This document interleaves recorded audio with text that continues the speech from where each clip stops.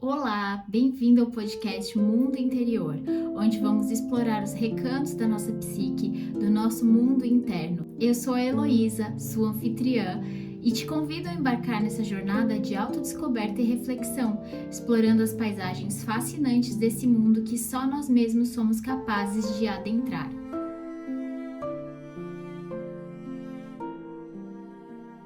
Para começar esse episódio, eu quero que você faça uma reflexão. Imagine que você foi ao mercado depois de um dia cansativo de trabalho e comprou uma melancia linda por fora. Você vai para casa com água na boca, imaginando saborear aquela deliciosa melancia. Só que quando você chega em casa e abre a melancia, ela tá podre por dentro. Você fica extremamente frustrado e irritado porque tá muito calor e você só queria desfrutar de uma deliciosa melancia. Aí você pega a nota fiscal da compra no mercado, volta lá pro mercado pé da vida porque te venderam uma melancia estragada. Você já chega lá totalmente sem paciência, a atendente checa a nota fiscal e chama no microfone o responsável pelo setor de hortifruti, que demora uns bons minutos para chegar. Quando ele chega, você já não tem mais paciência nenhuma, você xinga ele por causa da demora, por causa da melancia, pela incompetência do supermercado e por tudo mais que possa imaginar. Eu sei que talvez você já tenha passado por uma situação semelhante, mas não a mesma, mas eu tenho certeza que você já descontou as suas emoções em alguém de uma forma semelhante. Mas agora eu quero que você imagine o contrário. Você é o atendente e o seu papel é descarregar as frutas, colocar na exposição para venda. Só que não é você que escolhe o fornecedor das melancias, das frutas no geral, não é você que planta ela, você não tem poder nenhum sobre a escolha daquelas frutas que vão estar expostas lá no mercado. E quando alguém chama você no microfone para trocar uma melancia estragada, você tá ali no meio de uma tarefa que você não pode deixar pela metade, porque tem um monte de coisas jogadas no meio do corredor, atrapalhando os clientes. Então você tenta arrumar ali rapidamente, mas claro que isso leva alguns minutos, mas você faz de tudo para ser o mais ágil possível. E quando você chega lá na frente, a pessoa que tá lá te esperando para trocar a melancia começa a te xingar e te responsabilizar por coisas das quais você não tem controle nenhum. Então, no episódio de hoje, começando com essa reflexão, nós vamos falar sobre as nossas emoções, como elas nos controlam e o que nós podemos fazer para lidar com elas de uma forma mais consciente. Esse tema é muito relevante e é fundamental para aprendermos a lidar com emoções, para melhorar as nossas relações e a forma como nós vemos o mundo. Nós estamos numa sociedade onde é muito comum nós reagirmos emocionalmente. A gente vê isso o tempo todo, em todos os lugares. Não só com a gente, mas com as pessoas lá no nosso entorno. E muitas vezes nós deixamos que as emoções guiem as nossas atitudes e as nossas decisões, como se aquilo que nós estivéssemos pensando e sentindo, banhado no meio de tanta emoção, fosse a única verdade. Isso é muito comum hoje em dia, como a gente tem esse acesso a redes sociais e esses aplicativos de mensagem, quando a gente manda uma mensagem no WhatsApp, por exemplo, uma mensagem escrita, que era só para ser direto. O objetivo do WhatsApp, desde quando ele foi criado, foi para isso, né? Para mandar mensagens diretas, não para você mandar mensagens carregadas de emoção. Era só para você dar um aviso, para você perguntar alguma coisa diretamente. Mas nós interpretamos a mensagem de acordo com a emoção que está vigente em nós naquele momento. Então, muitas vezes a gente vai interpretar completamente de forma equivocada. Porque a interpretação é de acordo com as nossas emoções, não com as emoções de quem escreveu a mensagem. E aí a gente já responde rispidamente, de acordo com aquilo que nós achávamos, e não de acordo com o que a pessoa que escreveu a mensagem estava querendo se expressar. Mas por que a gente reage assim? Por que nós não paramos para considerar a posição do outro? Quantas vezes nós mesmos já erramos e não gostaríamos de ser tratados dessa forma, como no caso ali da melancia que eu citei no começo? Para entender essa reação, esse tipo de reação, nós precisamos dar uma olhadinha rápida para o nosso cérebro emocional. Então, eu vou começar aqui fazendo uma pequena análise mais fisiológica das nossas emoções. O sistema límbico, especialmente a amígdala, é a parte do cérebro que processa as emoções e reage rapidamente a situações que ele considera ameaçadoras. Então, esse é o nosso modo de sobrevivência. A gente precisa disso para sobreviver, dessa ação rápida. Quando reagimos emocionalmente com raiva, com violência, a gente está se rendendo a esse sistema primitivo, que é uma forma mais rápida de responder uma situação. Não estou nem falando de primitivo porque é antigo, é reptiliano. Não, é porque é a forma mais básica do ser humano responder a alguma situação. Com essa forma carregada de emoções.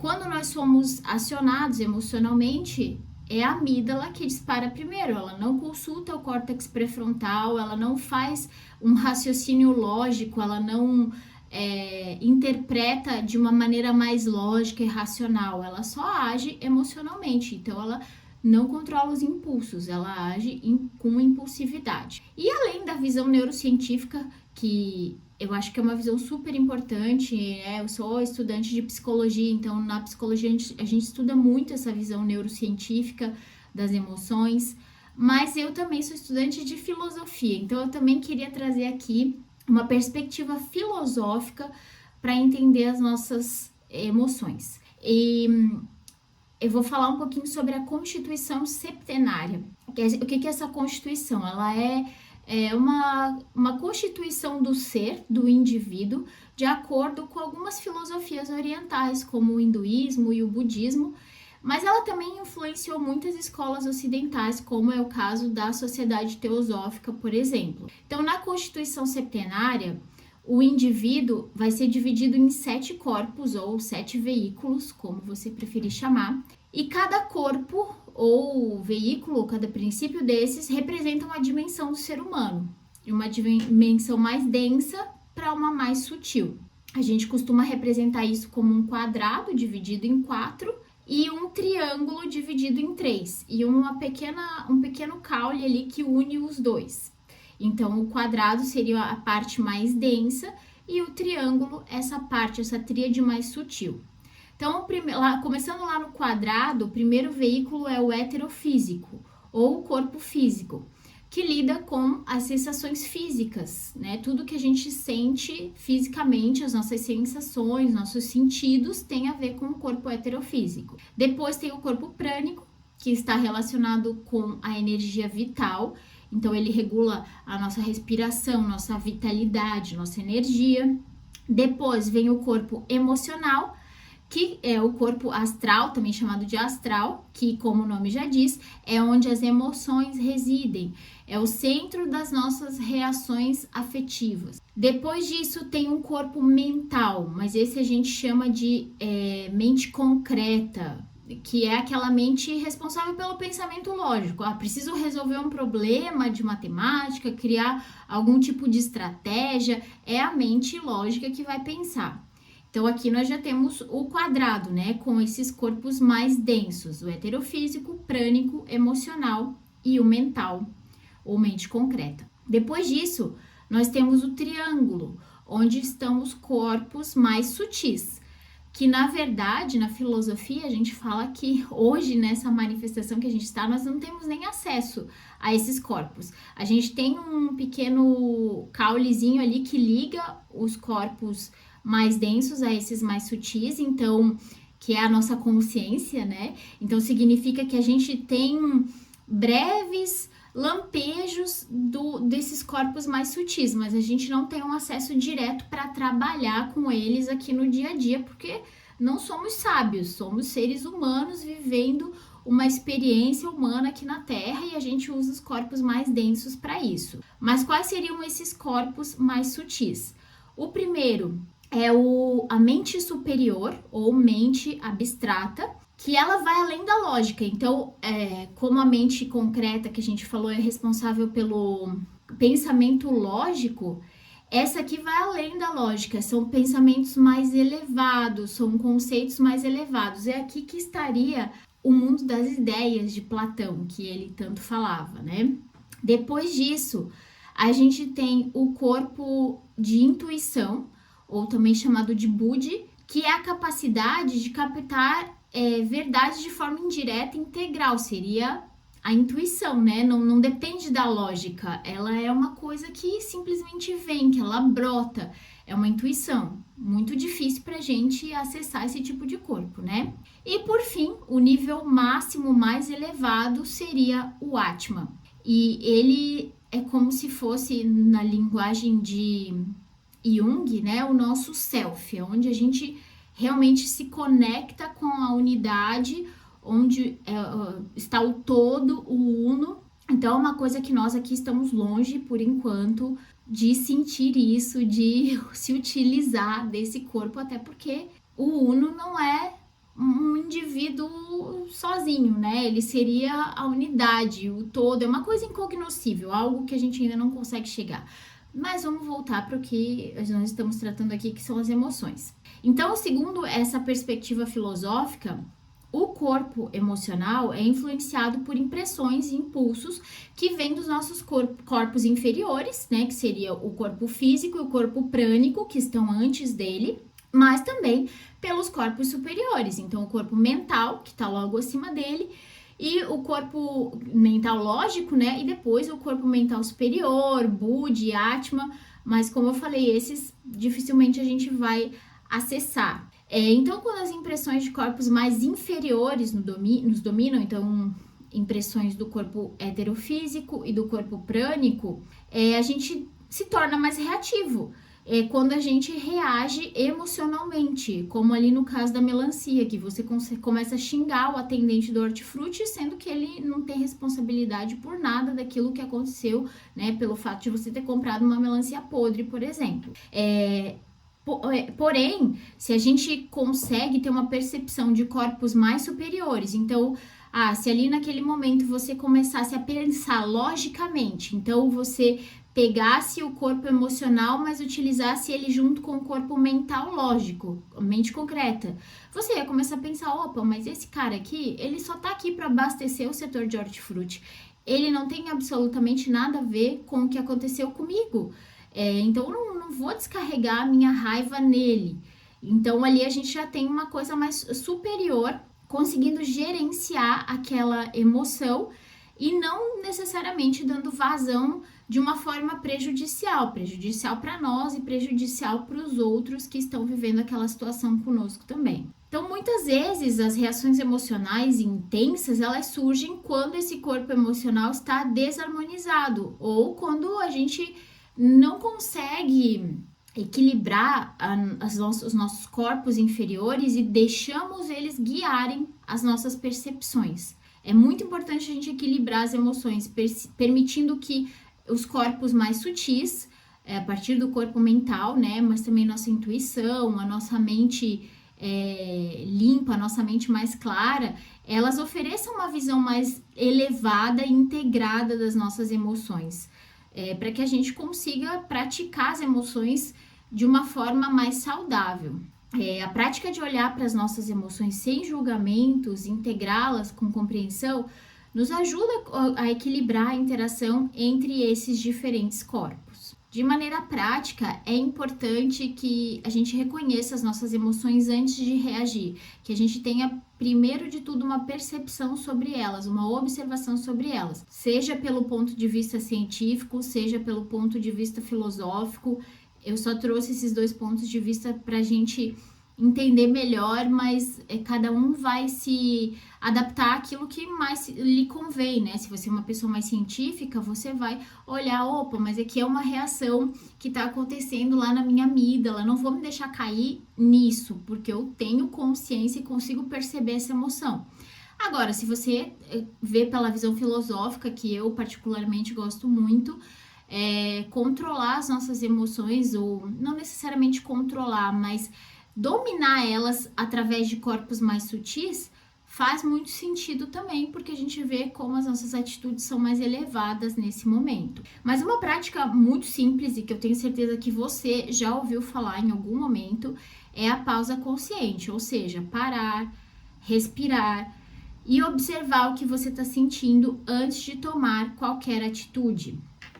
Tem uma história muito legal que eu gosto muito, é uma história que eu ouvi quando era criança ainda, ou adolescente, não nem me lembro onde, mas que ela faz muito sentido para isso e talvez você entenda um pouquinho esse negócio da pausa consciente, porque isso a gente fala direto sobre isso, né? Todo mundo fala, não haja com impulsividade, não dê cabo às emoções, pare, respire antes, mas nem sempre a gente lembra disso. Então, às vezes, com uma historinha, um storytelling, é mais fácil de lembrar. E o nome dessa historinha é Deixe a Lama Secar. Na história, conta que uma menina estava brincando com a sua boneca favorita no quintal, quando uma amiguinha, sem querer, derrubou a boneca dela na lama e sujou toda a boneca de lama. A menina, a dona da boneca, ficou muito brava e queria brigar com a sua amiguinha, né? Ela sentiu muita raiva dentro de si, porque era a boneca que ela gostava muito, uma boneca bonita, toda limpinha.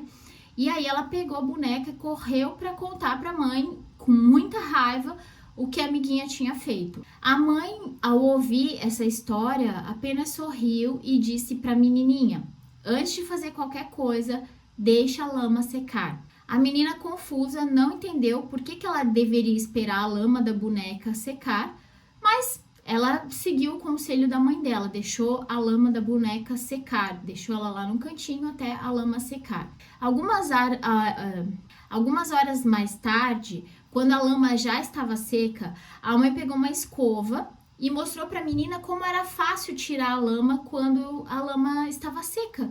Era só pegar a escovinha, escovar e a lama saía facilmente, aquele barro saía facilmente e a boneca ficou nova de novo, sem nenhum dano, não tinha mais nenhum pontinho de lama na boneca. Então a mãe disse: tá vendo? Quando esperamos a lama secar, é mais fácil limpar a bagunça. Às vezes, quando algo nos irrita ou nos machuca, é melhor esperar que a raiva passe e não agir naquela impulsividade. Se a menina não tivesse deixado a lama secar, ela tinha primeiro batido na coleguinha, brigado muito com ela, e seria muito mais difícil tirar a lama com a boneca, a lama da boneca com a lama ainda molhada. Mas como ela esperou, tudo se tornou mais fácil. Quando nós reagimos imediatamente, a situação pode só piorar. Mas se a gente dá um tempo para nossa lama interna secar, nós podemos resolver as coisas com muito mais calma, com muito mais clareza, né? Utilizando os nossos corpos mais elevados para tomar decisões, não reagindo só emocionalmente. Então, essa é a moral dessa história.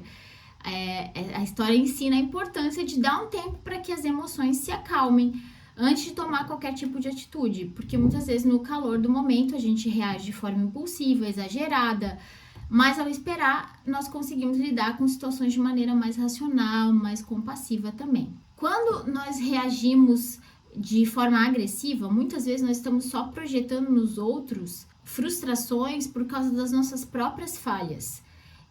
Nós não percebemos que nós estamos sendo injustos, mas nós estamos projetando neles alguma coisa. Isso a psicologia analítica fala muito sobre a sombra, né? Quando você projeta uma coisa que você não enxerga em você, mas você acaba projetando em outra pessoa. Então, acaba acontecendo que, às vezes, nós não somos capazes de perceber que nós também cometeríamos aquele erro.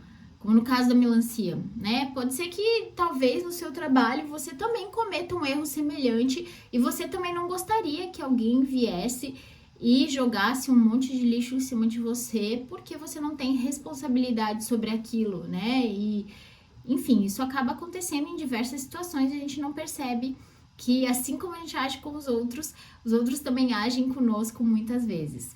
A gente não consegue se colocar no lugar do outro, mesmo sabendo que nós também erramos e que nós vamos continuar errando, porque isso está implícito nessa manifestação. Viver aqui na Terra é errar continuamente. A gente está justamente aqui para errar e aprender. Mas a gente tem que reconhecer que nós fazemos isso, né? Não só achar que só os outros é que erram. Com a prática dessa percepção, desse esperar a raiva secar, é possível ir criando novas rotas neurais, né?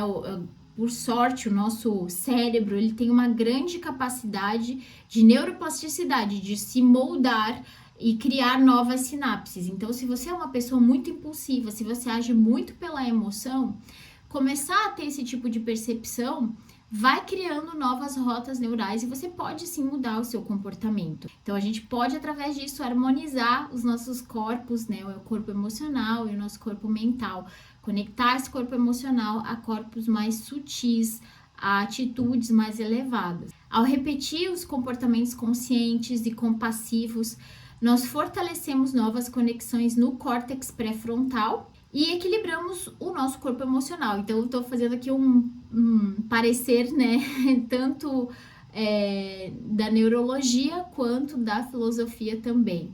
Isso tudo vai ajudar a controlar as reações impulsivas. Tem outras técnicas, né? Aqui eu falei sobre essa pausa consciente, mas é claro que existem várias outras técnicas que podem nos ajudar nesse propósito, como mindfulness, que é a atenção plena. Então, você guardar alguns minutos no seu dia, nem que sejam poucos minutos, 5, 10 minutos, para praticar essa atenção plena. Ela vai te ajudar no momento de uma reação emocional a prestar atenção na sua atitude, porque ali você começa a treinar o seu cérebro para prestar atenção no momento presente. E também, claro, práticas de respiração, breathworking, que também te trazem para esse momento de presente, te fazem perceber as emoções que estão passando no seu interior. A meditação. E, claro, né, o estudo também, como, por exemplo, o estudo da filosofia. Eu aprendi muito a controlar minhas reações justamente estudando a filosofia que eu apresentei aqui um pouco para vocês através da Constituição Septenária. Reconhecer as nossas emoções e tratá-las de forma consciente é essencial para lidar com o mundo e com os outros de uma forma mais compassiva. Se desafie, né? Se desafie. Na próxima vez que você sentir uma emoção forte, para, respira e pensa se essa é a maneira que você gostaria de ser tratado, né? Caso você esteja numa situação com outra pessoa, ou com um animal, ou até mesmo com um objeto, você gostaria de ser tratado daquela forma? E também, você gostaria de agir daquela forma? É assim que você quer ser? Uma pessoa impulsiva? Uma pessoa até agressiva em alguns momentos? Eu procurei trazer aqui nesse episódio do podcast Mundo Interior e sempre reforço, porque isso é importante para a vida também, uma abordagem mais integrada, tanto da ciência quanto da filosofia, para alcançar esse equilíbrio emocional. Eu gosto muito disso, porque apesar da filosofia, algumas pessoas criticam, porque falam, não é baseado em evidências, mas a filosofia nos faz perceber, nos faz questionar, perguntar e não aceitar as coisas só como elas são, né? Então, traz esse olhar diferente. Quero agradecer muito por você ter ouvido esse episódio do podcast Mundo Interior.